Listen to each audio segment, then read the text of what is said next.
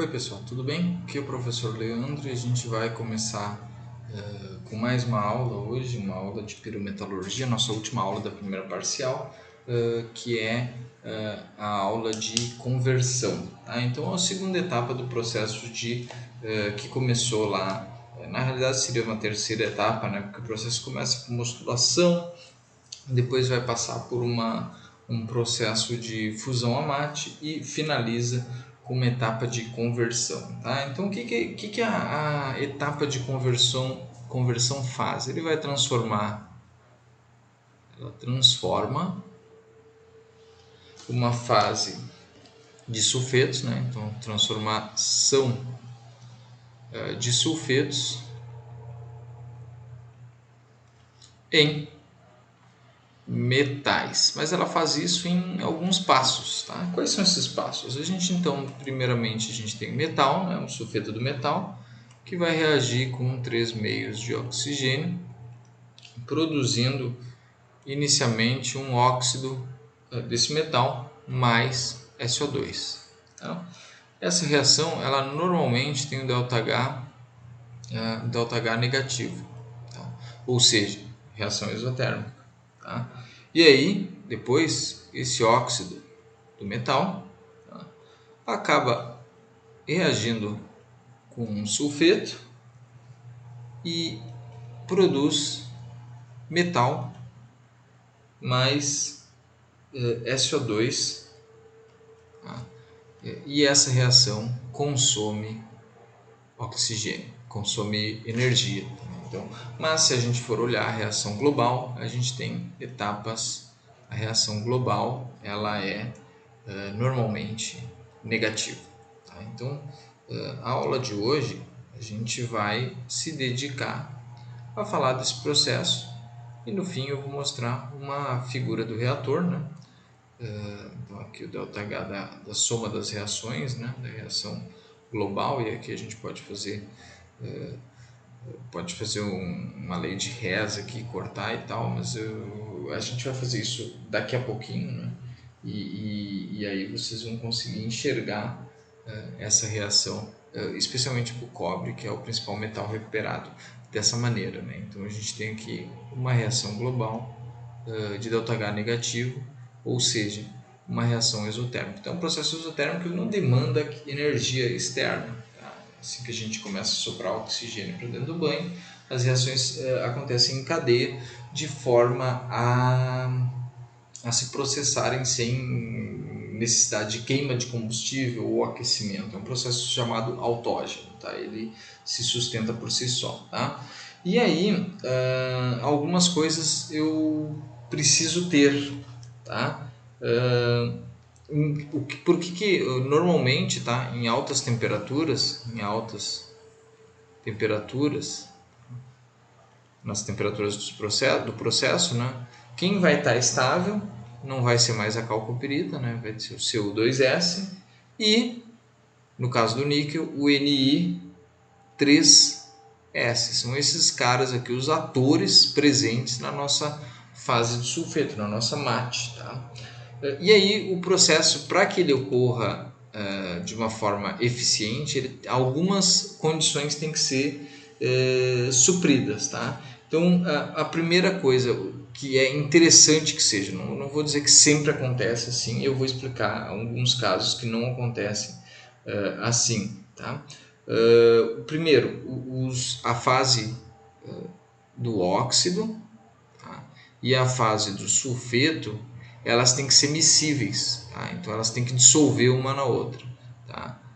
Fase mate, tá? A mate e escória dentro do conversor, tá? Deve ser miscível, tá?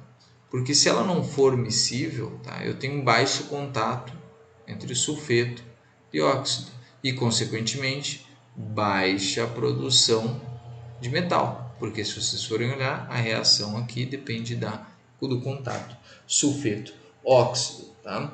Outra coisa, o processo acontece em altas temperaturas. Tá? Então, vamos lá, processo em altas temperaturas, vamos pegar uma corzinha inovadora aqui. processo em altas temperaturas significa o quê? Então, temperatura para o processo no cobre, tá? Temperatura de 1250 graus Celsius. Temperatura alta, mas a gente até não considera tão alta assim, né? Já no caso do níquel, temperatura do níquel, eu vou explicar um pouquinho, depois a gente vai entrar um pouquinho na questão do níquel. A temperatura é acima, né? Vamos dizer, aproximada, 1600 graus Celsius, tá? Então, nessas temperaturas,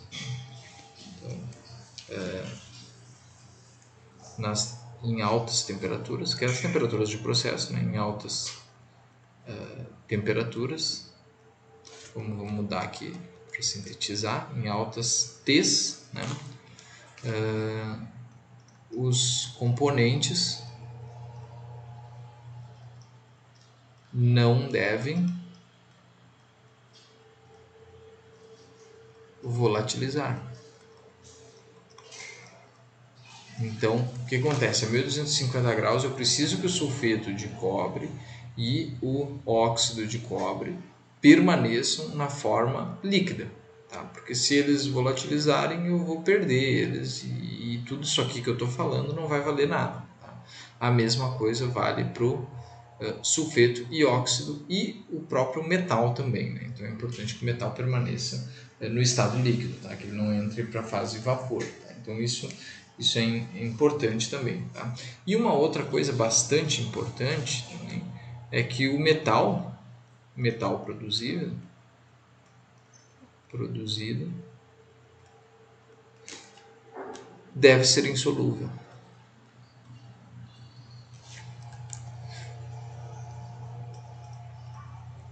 Por quê?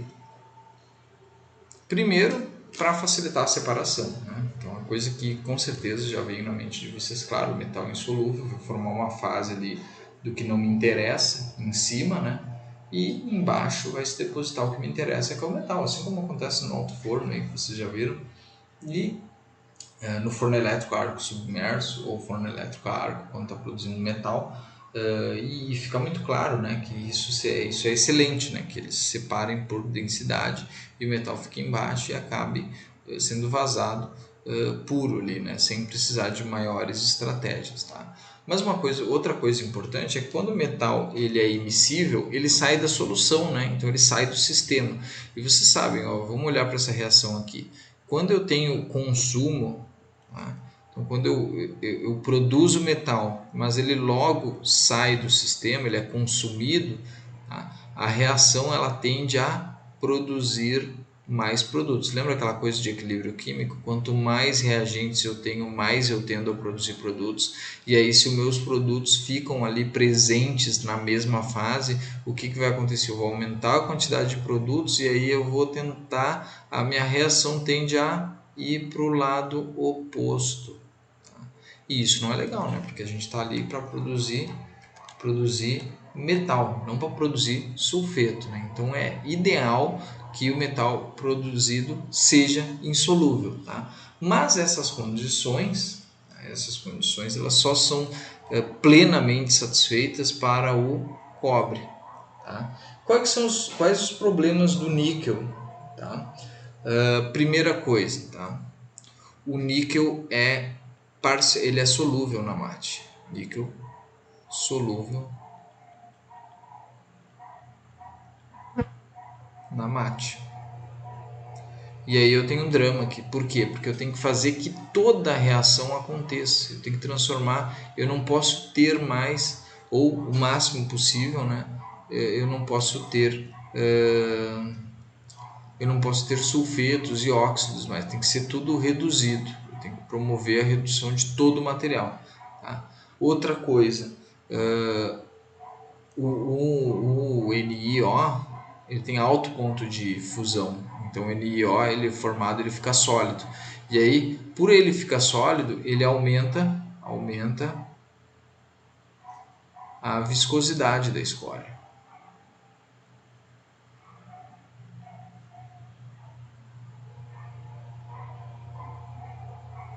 Aumentar a viscosidade da escória significa diminuir a mobilidade desses caras e aumentar a dificuldade de que essa reação aqui ocorra, tá? Porque como a minha escória está mais viscosa e eu tenho duas fases diferentes, eu não tenho mais o MEO líquido e o MES líquido também, como acontece no caso do cobre. Então eu tenho mais uma dificuldade.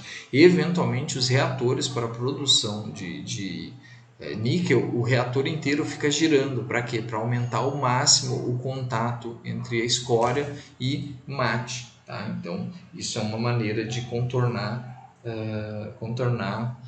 o processo, tá? E aí um outro problema, contornar esse problema, né? No caso, não contornar o processo, contornar o problema, tá? E aí esse problema é solucionado, não, mas mitigado com a maior temperatura do níquel, tá? Do processo de fusão, de conversão, quando a gente está trabalhando com níquel, tá? Então o que eu vou fazer agora, tá? Passei aqui informações básicas. Normalmente eu costumo falar um pouco do que é a minha matéria-prima, né, no início para um processo, só que hoje eu vou falar agora, eu tô só descrevendo basicamente o que acontece no processo e o que eu desejo que se tenha a minha alimentação, tá? No meu processo, né? Aliás, eu desejo que tenha as propriedades das fases, o layout geral do processo, como eu estou mostrando aqui em relação a essa questão da mate e escória ser miscíveis, os materiais não volatilizar e o metal produzido ser insolúvel, tá? E aí, porque vocês estão entendendo aqui qual que é a dificuldade que o níquel adiciona ao processo quando a gente está fazendo extração de níquel, quando o processo parece que foi muito mais pensado para o cobre, e aí se aproveitou que o níquel é um metal que se comporta parecido com o cobre nessas questões, e aí se aproveitou o processo para o níquel, mas evidentemente tem muitos desenvolvimentos ainda a serem feitos específicos para o níquel, embora seja um pouco mais difícil a redução do níquel, tanto que se vocês assistirem lá a aula de redução de níquel, vocês vão constatar isso quando compararem, por exemplo, na aula de cobre que tem lá de metalurgias não ferrosas, tá? Então o que eu vou fazer agora? Eu vou tirar isso aqui tudo daqui e vou colocar o nosso conversor, que é onde acontece a etapa de conversão, e aí vou explicar como que acontece essa conversão, esse processo de conversão, meio que um passo a passo, mostrar algumas reações, e aí depois terminar a nossa aula de hoje, que tende a ser um pouquinho mais curta, tá? Eu não sei se vocês estão ouvindo um latido de cachorro no fundo, mas é que o que acontece aqui é que eu gravo a aula quando dá, né? E aí eu tô gravando à noite e o cachorro resolve sempre latir na hora que eu tô gravando. Então eu já peço desculpas para vocês, mas eu ainda acho que é melhor com o cachorro latindo do que durante o dia, quando a gente tem uma obra com gente martelando e usando um martelete elétrico aqui, que acaba atrapalhando bastante, tá? Então agora eu vou fazer o cortezinho aqui e logo mais volto com o conversor e com as etapas do processo efetivamente, tá bom? Então, pessoal, agora vamos falar um pouco da conversão e do conversor que tem um nome aqui, né? O conversor Peirce-Smith. Vamos escrever aqui, tá? Peirce-Smith, tá? Então, o conversor Peirce-Smith, ele é um cilindrão, né? Que ele pode ser basculado, ou seja, girado, né?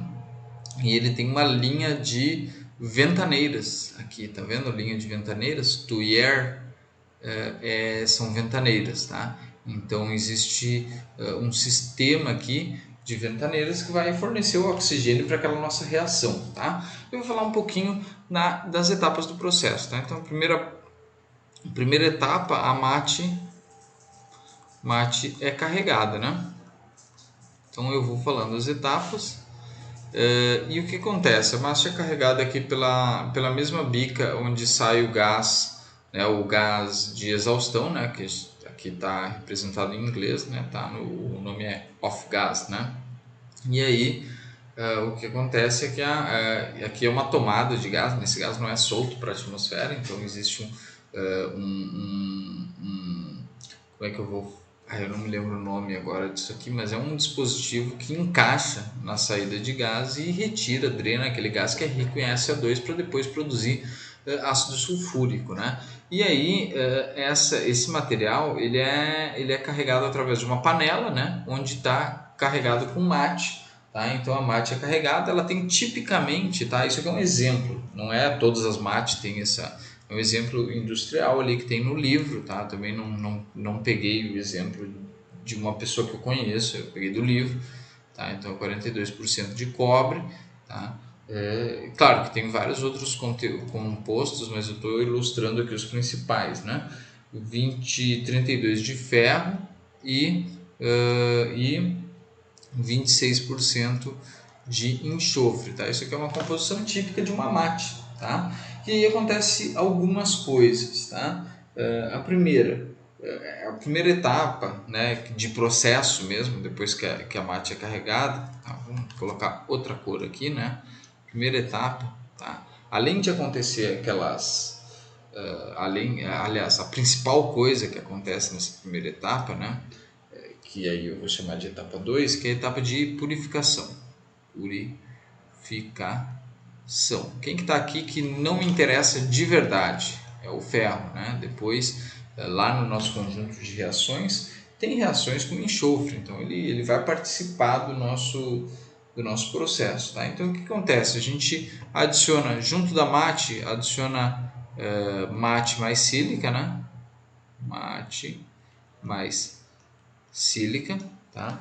E a mate e a sílica vão estar envolvidos na seguinte reação com o oxigênio, tá? Então o oxigênio vem pelas ventaneiras, a etapa de sopro ela está constantemente acontecendo, né? E aí a gente vai ter aquela reaçãozinha que eu mostrei na aula passada acontecendo aqui também, tá? Que é sulfeto de ferro mais 3 meios de O2 resultando em óxido de ferro. Até aqui tá tudo ok com a reação. O ferro vai passar com uma reação como se fosse um metal, como se fosse o cobre, que é o meu metal de interesse, tá? Mas aí a presença da sílica que vai promover uma reação de escorificação do ferro. Então a gente vai ter 2FeO, tá? Quando ele encontrar uma sílica, a gente vai ter a formação de faialita, extremamente estável e fica fixa na escória, tá? Então Fe2SiO4, tá? É a nossa faialita, tá? Faialita, tá? Em alguns lugares está escrito com Y, então eu não sei se é com Y. Eu vou escrever aqui, vou dar uma aportuguesada na faialita, tá? Então eu acho que é com I já, talvez com Y fosse antigamente na tradução de quem fez, né? E aí, tá? Eu vou esperar eu vou parar de soprar oxigênio, tá? E aí o que vai acontecer? Vai ter a segregação entre a escória e a mate, tá? E aí o que vai acontecer? Eu vou vazar, tá? Então a terceira etapa, tá? Terceira etapa é a etapa de vazamento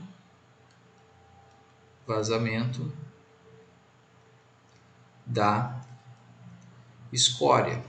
Ou seja, o que eu estou fazendo? Eu estou eliminando o ferro, né? O faialito está na escória, eu elimino o ferro. Tá? Então eu elimino o ferro. E aí, o que acontece? Tá? Como resultado, já vou colocar aqui em quinta parte aqui, né? Quarta parte, né? Depois do 3 vem 4, né? Quarta parte, a gente vai ter uma mate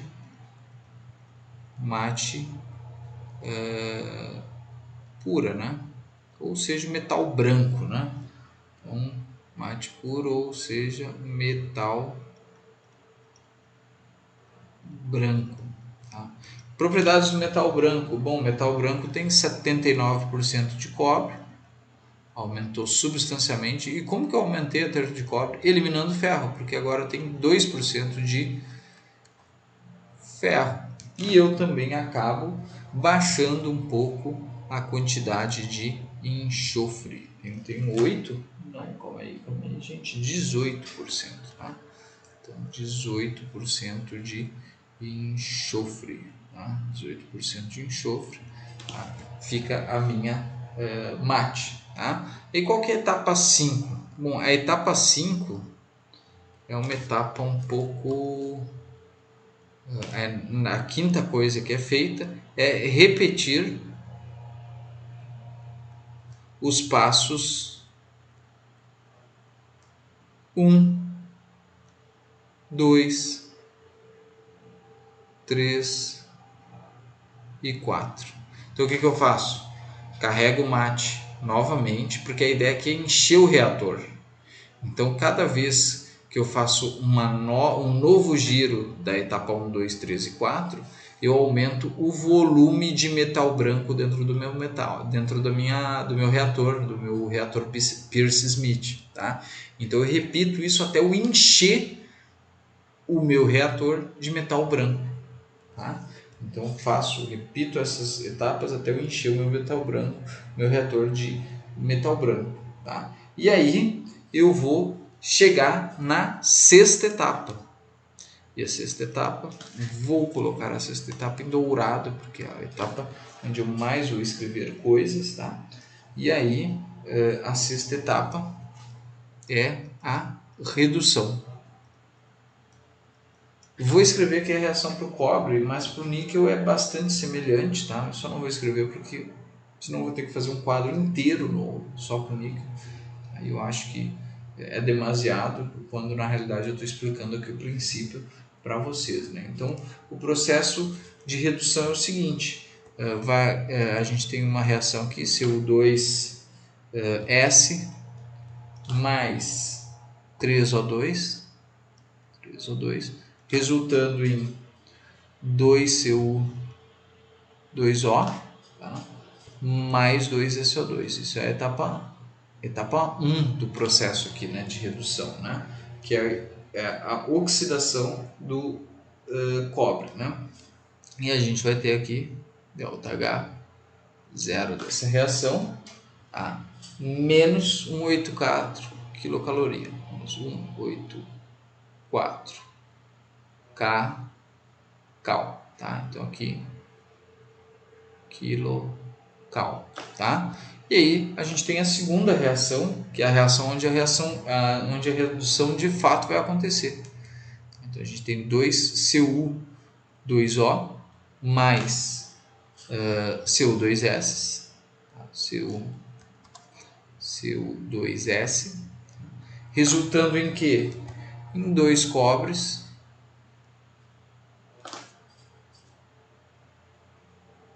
desculpa, 6 cobres, né? Aqui estava olhando na linha de baixo, 6 cobres mais um SO2, certo? Certo, tá? E aí o resultado disso aí, né, vai ser o metal puro, né? E o ΔH dessa reação aqui, ΔH dessa reação é igual, ΔH dessa reação é positivo, né? E eu vou mostrar o quão positivo ele é aqui. ΔH é igual a mais 28 kcal, tá? A soma dessa reação, tá? Se a gente fizer uma lei de Hess aqui, né? E fizer a soma da reação, tá? A gente vai chegar no seguinte: a gente vai chegar em Cu2S mais O2, tá? Resultando em 2 cobres mais SO2, tá? E o ΔH global dessa reação vai ser menos 52 kcal, tá? Então, um detalhe aqui, essa reação, a reação global, é exotérmica, então eu tenho que fazer o controle, importante fazer durante todo o processo, na realidade, né? É importante fazer o controle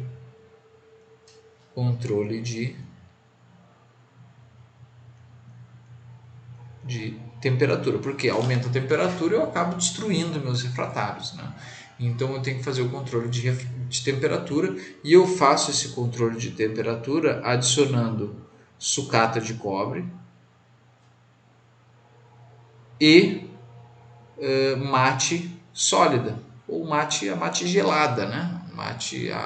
Aquela fase de sulfetos no estado sólido, ela está resfriada, então eu diminuo a temperatura adicionando um cara que está frio lá dentro do reator, tá? Para que eu não suba indefinidamente a temperatura, não destrua meus refratários, tá?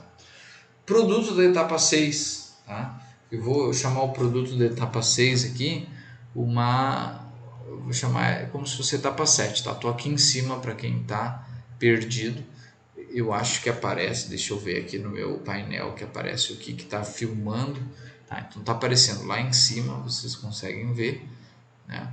E aí na etapa 7, tá? O que a gente vai ter? Tá? A gente vai ter o nosso cobre blister. O que é o cobre blister? Tá difícil hoje, hein? Cobre blister é um cobre com percentual acima de 98%. Tá? E contaminantes. Quem são os contaminantes? Vamos lá, uma gama de metais: níquel, cobalto, ferro, estanho, antimônio. Vamos lá, ferro, estanho, antimônio, arsênio, zinco, chumbo, arsênio, zinco, chumbo, mais metais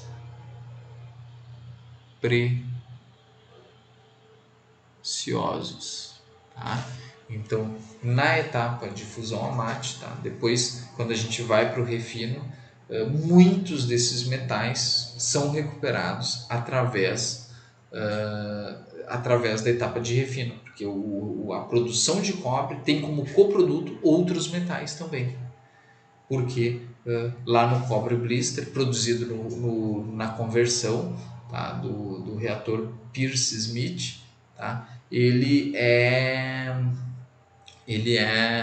lá na produção, ele produz um metal com 98%, e nas impurezas existe uma gama de metais ali. Eu consigo lembrar agora do cobalto, ouro, prata e telúrio, e um outro cara que eu me esqueci. Eu vou dar uma olhada aqui no livro rapidinho aqui,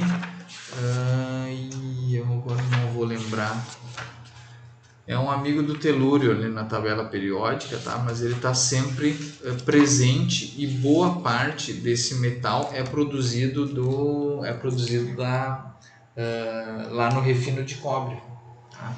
Então é fundamental, tá? Esse processo produz não só cobre, como também esses metais aí. Então é um processo bastante não vou dizer interessante, né? Interessante é o tipo de coisa que a gente fala quando não sabe o que falar, mas é um processo que viabiliza a recuperação de metais. Inclusive, agora eu vou ter que parar um pouco porque meu cachorro resolveu participar da aula.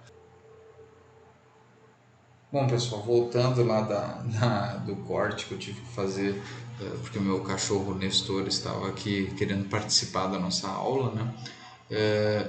Por que esse processo é importante, tá? O parente do telúrio que está sempre junto ali é o selênio, tá? Então, além de produzir cobre, tá? O cobre blister, ele carrega um pouco de metais como cobalto, ouro e prata, que podem ser recuperados, acho que platina também, tá? Mas ele também é responsável, acho que toda a produção de selênio ou de telúrio presente no planeta Terra é feita através do refino desse cobre blister. Então, a etapa inicial do processo de produção desses materiais é o refino do cobre blister. Então, lá tem o cobre, o refino do cobre blister vai produzir o cobre puro, né? E a lama anódica lá, que vocês vão ver, o ou já viram, né, em hidrometalurgia, é o que é a matéria-prima para a produção de selênio e telúrio, que são metais extremamente caros e raros no nosso planeta Terra, entendeu? Então, aqui é o processo de conversão, né? Então, vocês viram as etapas do processo, viram o que precisa para que o processo ocorra, vocês entenderam também qual que é o que é o material que é utilizado para fazer o processo de conversão, e eu acho que não falta mais nada, vocês podem fazer os exercícios agora, tá bom? Então eu queria agradecer de todos a atenção, se restar alguma dúvida eu estou à disposição de vocês para solucionar, e eu acho que o que eu tinha para falar era isso, tá bom? Agradeço a todos e até breve, tchau, tchau.